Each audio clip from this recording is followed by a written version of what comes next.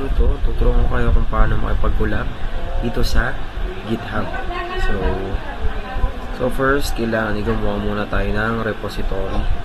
So dito nagawa na ako repository dito. Ayan. So meron na rin ako dito file. So first is mag-add tayo ng collaborators natin. So ganito lang paano mag-add ha. Click lang natin settings and then click the collaborators.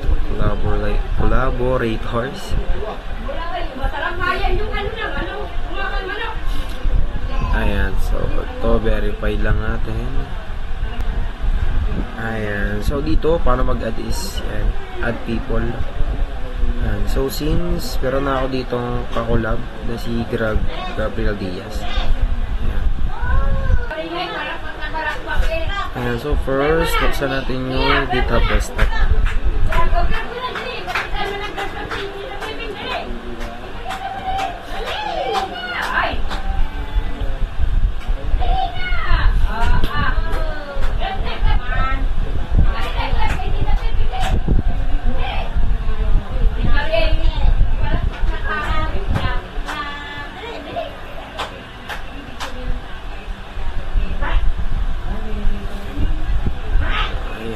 So, open itong storage loan.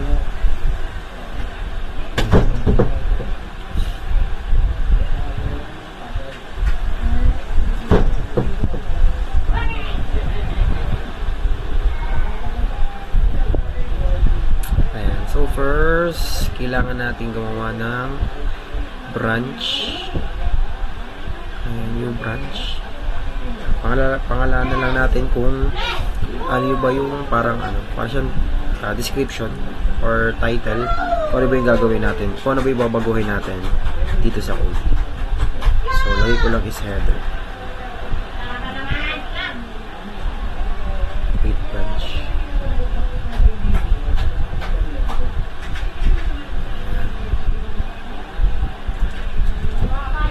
and then publish branch.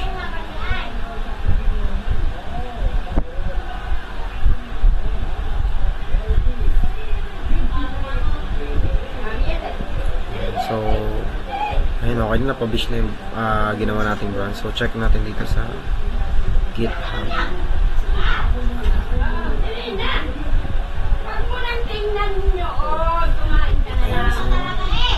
Ayan, so dito makikita natin na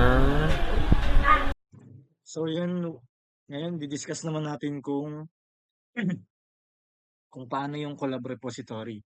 So yun, naggawa si Labias ng repository and accept natin yung invitation niya, which is view invitation. So yun, ito yung mga kinumit or mga nasimula na file or website. So para ma-pull natin yan, open natin yung desktop, GitHub. So yun, open tayo ng file, load repository, then baba natin, add natin yung file ni Jidel, and choose tayo ng folder. Dito na lang sa games, select folder, collab, clone.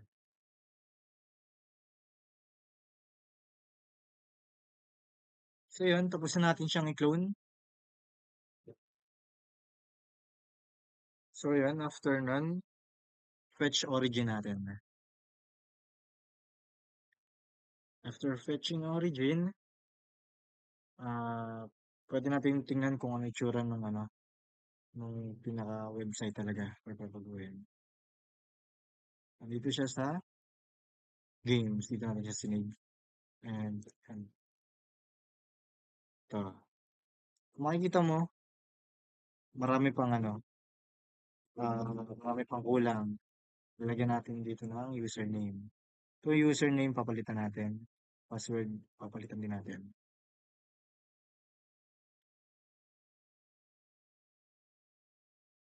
Like tayo. Try natin open yung Visual Studio Code.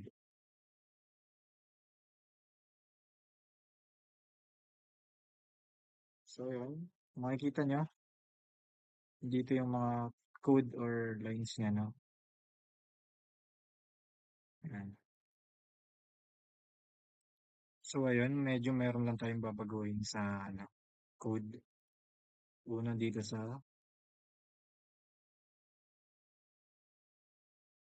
username. Admin,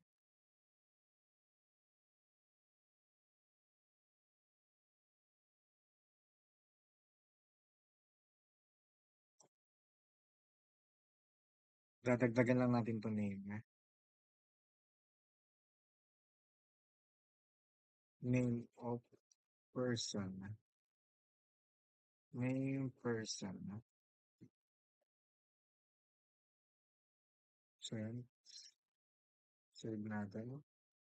And mag-run tayo ng new terminal para makita ni Labios yung binago natin.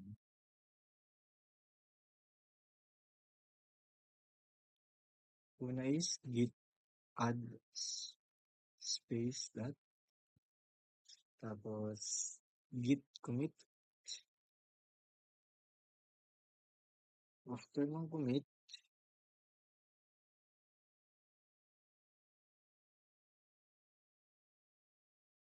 lagyan natin sa terminal, git commit space dash m,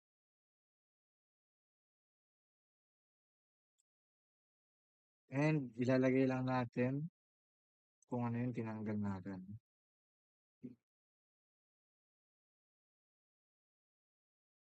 or dinagdag. Add a word person, tapos enter.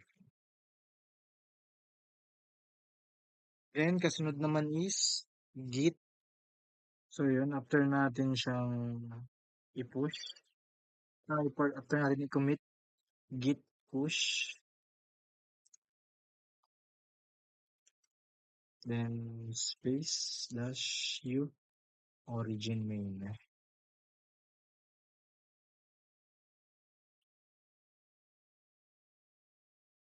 Ayan, okay na. So, yan. Check natin yung ano, yung nabago.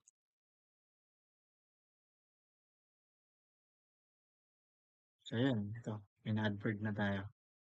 Check natin. Yan. May nadagdag tayo. Yung tinanggal natin, then nagdagdag tayo. Person. Yun ang isa sa paano or kung paano ka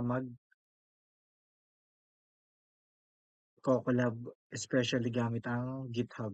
And ito is isa sa mga project na repository. Ayan. Makikita natin nagdagdag tayo ng isa and nag-boss din tayo. Ito yung mga naging pagbabago or changes natin. That's all.